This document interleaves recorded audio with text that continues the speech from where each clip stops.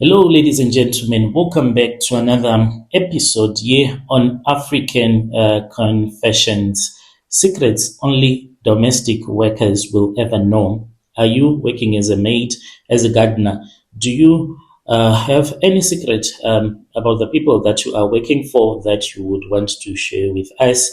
If so, you can come to my inbox and you can share with us your own side of the story. You can use our TikTok or Facebook at Brother Nashim. The following story that you're going to be listening to, it comes from a translation of a message that I received, and the translation of that message, it reads like this. My madam asked me to hide a bloody dress. This was after Christmas. Brother Nashi, how are you? Please do not share my account with anyone. How are you? You don't respond to message so often. What's up? I have never told this story to anyone fully before, not because I forgot. I still remember it to this very day. I think I made a mistake. I should have agreed because the boss lady, the woman, the South African woman that I was working for at that time, she even wanted me to have a permanent residency permit, but I was scared after she had suggested that I go to the graveyard, dig up a small hole, and bury the bloody dress soon after Christmas. And I was scared that maybe a murder had happened. So every time when I think about it, I blame myself for being unable to accept the offer, because if I had accepted the offer, maybe right now I could be a permanent citizen here in South Africa. Back then in 2009, I was even scared being in South Africa, because when I came to South Africa, I always heard stories that guns are everywhere. But when I arrived in South Africa, what I thought would happen to me in South Africa did not happen. And the other thing that I thought was that people, they could just get money anyway as long as you had the energy to work. There were people that will just give you money to even do any small job. I was new in South Africa, and Joburg is really fast, and it was fast for me, and I could not understand anything about their lifestyle. I was very new, fresh from Zim. I had arrived just before Christmas with one small bag. I had a folded blanket, and I had this big jacket. When I would walk around, people would just look at me and see that this one, she is from Zim. And I had high hopes that now I was in Joburg, Igoli, the place where money can be picked up from the streets, because that is what we used to believe in. And I was desperate when I found out that the streets of Joburg, they are not paved with real gold. I was 23. I was a single mom. I had been impregnated by one village man who was much older than my own father. This man, he impregnated me because he had a grinding mill. We used to take our maize grains so that he can mill it for us, and then we will get the milling mill. And whenever I would go there with money that was not enough, then that man, he would say to me, "You are so beautiful. I want to be with you. Come on, sleep with me." And I ended up sleeping with him. I was young. He did not use any protection at all, and I ended up being pregnant. I was willing to do any honest work so that I could send some money back to my parents. Any honest work, as long as I would be paid in rands. When I got the job, I thought that God had finally remembered my name. I was a live-in domestic worker, and I was living in a decent suburban area, not rich, but comfortable. It was a nice house. The family, they had two cars, they had a beautiful garden, and they had a Malawian man who was working for them as a gardener, and a family that looked like any other South African family from the outside. And it was Madam, same, two children. I was to clean, to cook, and helped wherever they needed. They even gave me my own small room at the back. I did not even complain, for I was grateful. Christmas passed quietly. I worked through the holidays because I needed the money, and I kept on working for this family. The first year, there was nothing dramatic that happened, and I was unable to go home because back in those days, literally, there was no one who had a passport, because a passport in Zim could cost you an arm and a leg, and no one could afford to have a passport. So in order for you to come to South Africa, you had to walk. This is what we used to call Dabulapu, and we would walk for a very long time until you would have reached Messina. So I did not want to walk again like I had done when I came to South Africa the first time around. So the first year I stayed. The second year, my madam, she was the one that had been keeping my money all along. Christmas passed quietly. I went through the holidays because I needed the money and I did not have anywhere else to go because the police, they were just roaming around. If you had no ID or a passport, they would arrest you and deport you. So the family had visitors and a lot of people came. Everything looked normal. But after Christmas, it was on the 27th of December, everything changed. That morning, the madam did not come out of her bedroom. At first, I thought that she was sleeping late. And, it happens during holidays when people are drinking their alcohol. But by 10, by 11, she had not come out. The children were watching TV. Say had left the house early, saying that he had something to attend to. Around midday, the madam called my name and she said, "Come to the bedroom." When I entered the bedroom, it was as if I knew that something was wrong. She had these heavy dark curtains. The curtains were closed, even though it was bright outside, but inside the room, like it was so dark, such that it was even scary. The room, it smelled something. And then I noticed that on the floor, there was a fetus that was on the floor. I did not know that all along, my madam, she had been pregnant. And she had decided, I don't know if it was a miscarriage or if she had removed the pregnancy. My eyes went straight to that fetus that was just lying on the cold floor, not on top of any of the carpet or in a bucket or anywhere. Like they just put that child on the towels. And then I saw that right next to the wardrobe, there was a dress. It was a light colored dress with flowers and it had blood everywhere.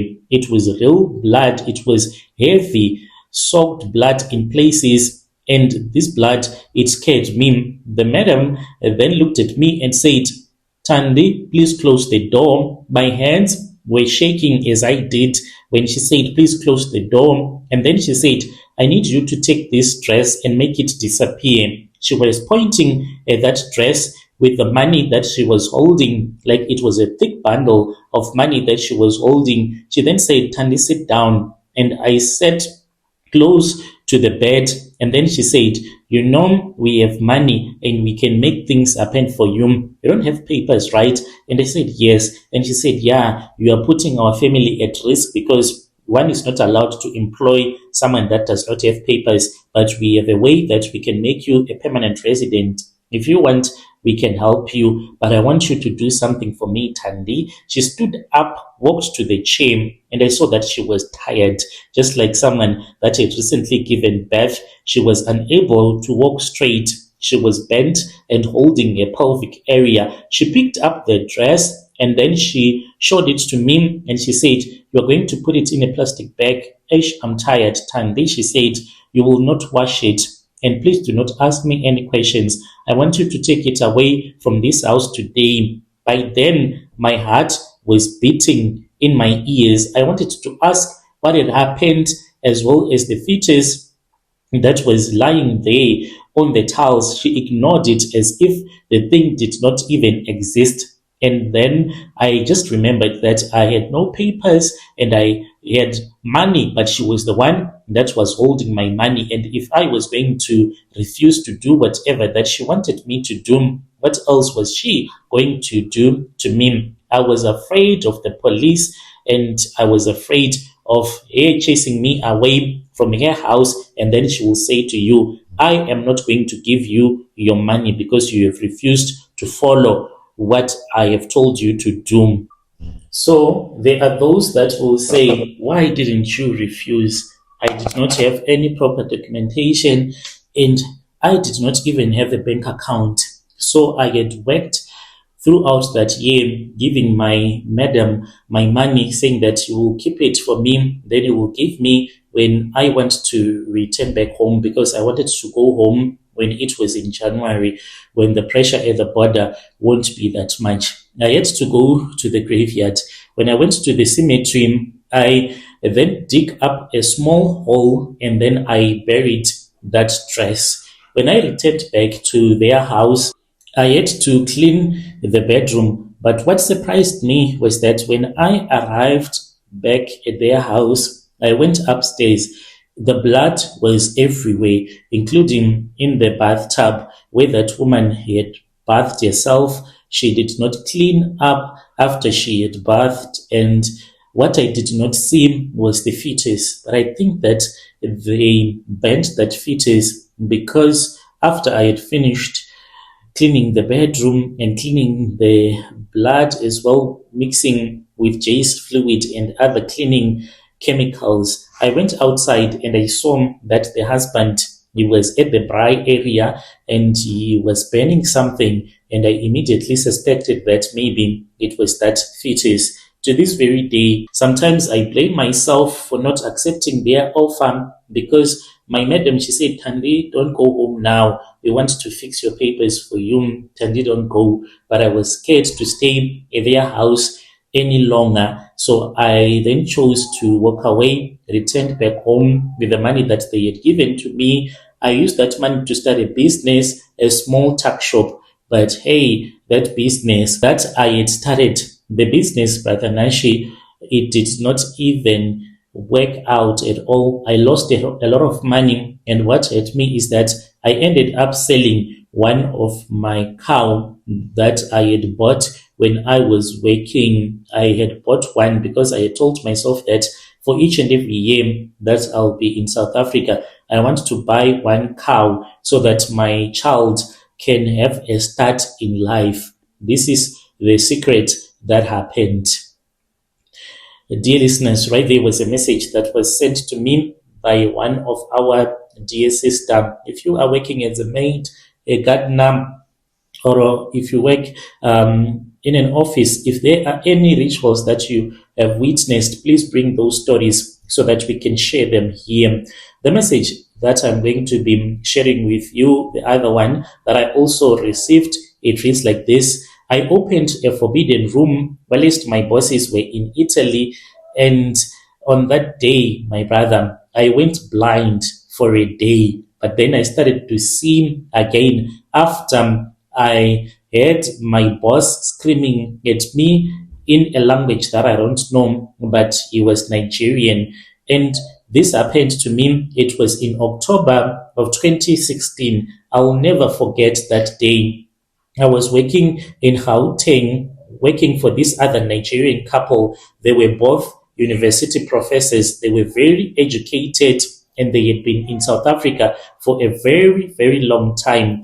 And I knew that these people, they were into rituals, because from the day that they hired me, their house had rules, a lot of rules, and the husband would always get mad if you were unable to follow the rules properly. Even when you would be taking things to the refuse bin, there was a way that you were supposed to put things into the refuse bin. I arrived in South Africa late 2015 from Zim, like many of us. By 2016, I had found a decent job, and this house, I'll say that it was in Midrand, and it was in a nice suburb.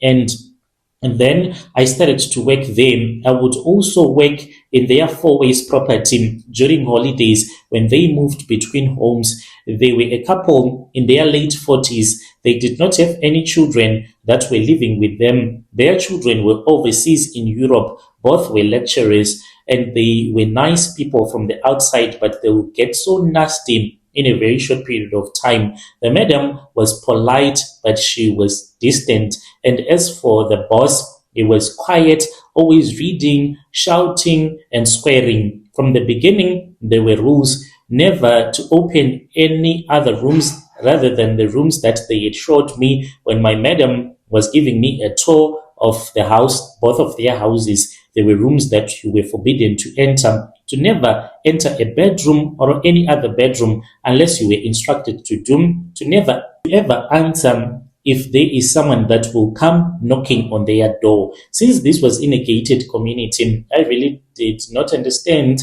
why they did not want me to open up if there was someone that would come and knock on the door. Because if it was not in a gated community, you would say that maybe there will be thieves that will come and knock, and when you open, they open up their guns for you. There was this other room that I was never allowed to open. It was upstairs at the end of a short passage, and this room, it was always locked. They had told me that I should never open it up. This room is private. My madam told me you will never clean it.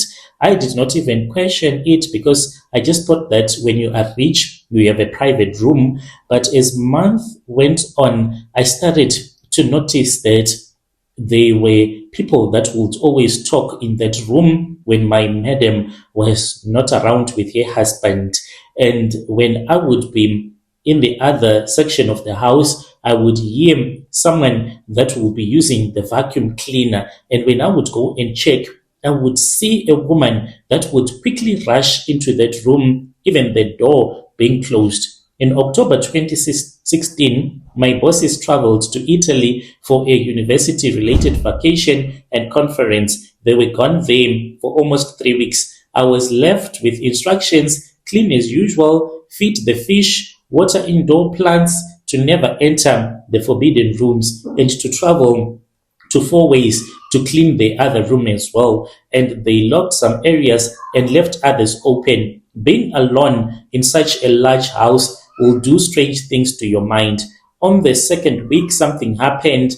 I had someone that was cleaning upstairs, and then I also saw water whilst I was cleaning upstairs. I found water on the floor near the forbidden room, and I thought that maybe there was a pipe that had burst.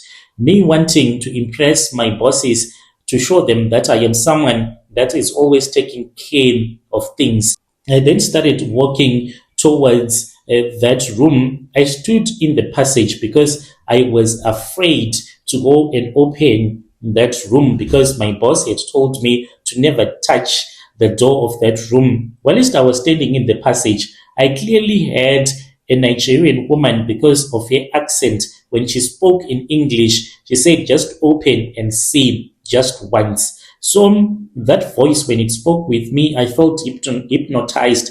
I convinced myself that I just needed to check if there was a leak in that room because I was scared that the whole house will be flooded. If something will be damaged, I'll be the one to be blamed since I was the only one that was at home. So I fetched the spare keys, and then I discovered that all of those spare keys, there was not even one that could fit. And then I discovered that the door was not even locked. I stood there shaking. Then I opened the door. Inside the room, I saw a woman. But what surprised me about this woman was that her upper body was that of a human being, but going down, she was a python. It was a very big python that I had never seen in my entire life. And she screamed at me. And then I was blind. I was unable to see, to know where I was. Since I was upstairs, I was afraid of falling down the stairs. So then I started crawling because I knew that if I turned around, if I started crawling without ever turning to the left or to the right, I'll be able to get to the stairs. Then I will go downstairs. I kept on doing that, crawling, falling until I was downstairs. I was confused a little bit. Then I started crawling towards the front door and I went outside. I was unable to see. I was shouting and screaming, but there was no one that even came knocking on the gate to see what was wrong. You know, when you stay in the gated community, everyone minds their own business. They really do not care. I was unable to find where the main gate was, so I just sat down whilst I was crying. throughout the day, I was just sitting outside, unable to see, unable to even hear what was going on. That was when I heard my boss. He screamed at me and he said, "What have you done? What have you done? You good for nothing girl. I want you to leave my house. Otherwise, I'm going to kill you. I'm going to shoot you and dump your body in the river. See what you have done." When I heard that voice screaming at me, that was when my eyes were opened up. I was so scared. I rushed to my room and I picked up my bag and I left that couple's home, and they never called me to this very day. That is what I saw, my brother. I'm scared for working for these people who have big mansions. Yo, dear listeners, right there was a message that was sent to me. It was a translation of a message that I received. Strange things indeed they do happen in this world. Let us try to speak with our dear sister in the comment section. If you are a maid, if you have any confessions that you wish to share with us, you can come to our inbox and then you share with us your own side of the story.